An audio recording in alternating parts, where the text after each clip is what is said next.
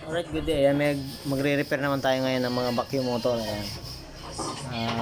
Marami-rami ito na vacuum motor.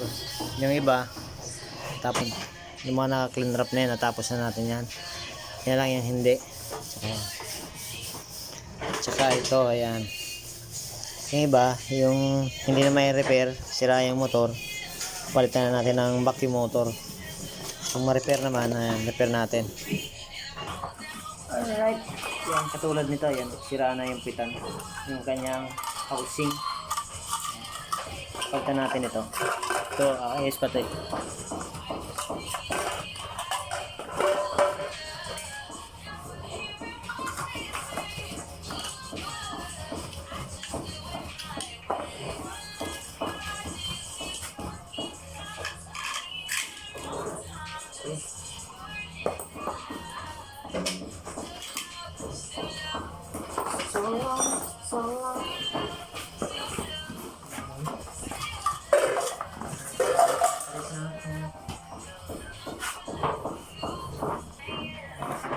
Yung washer,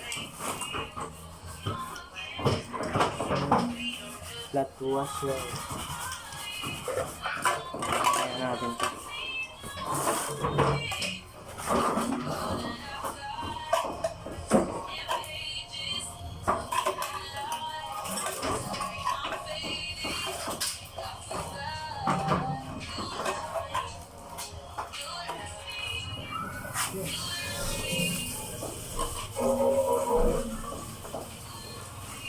Yun na yan. Ilalagyan natin ng lock. Lock natin.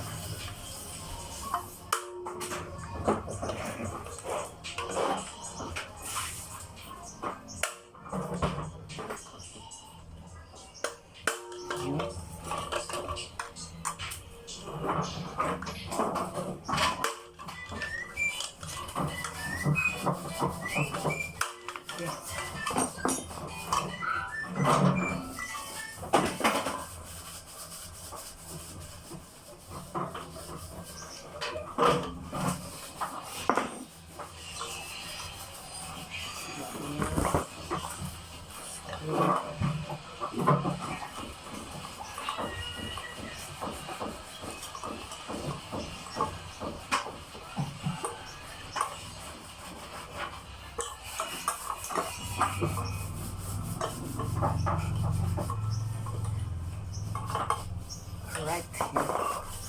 Titisting na natin to kung ayos na. Testing muna natin. Pinapasuyo nga. Sasaksak ko. Kung ayos na ba.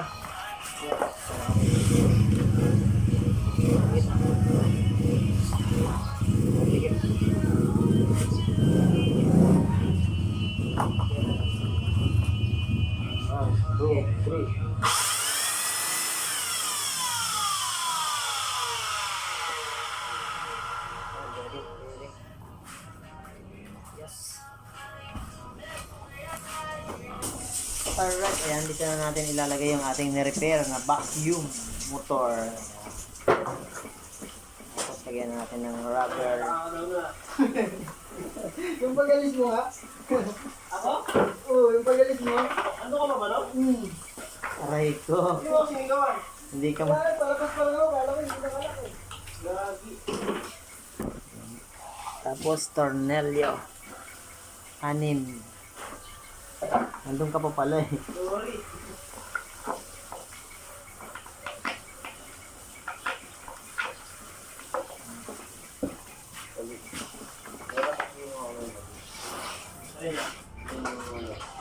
Yan, susikan naman natin para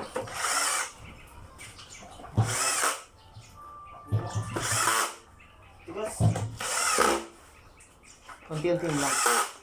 Dahan-dahan lang yan. Tingnan mo oh. Hindi mag-lock naman yan. Diba? Ganyan.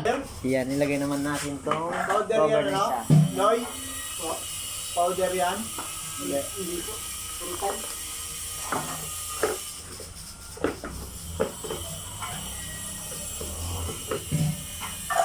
Tornilyo. Ito to. Okay, ha?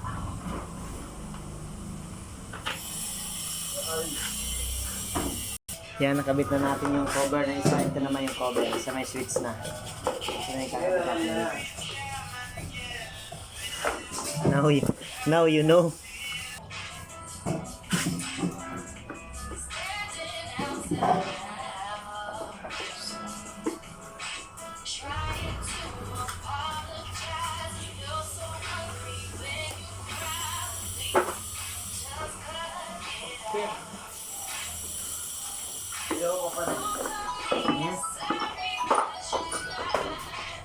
Yan, testing na natin kung under ba.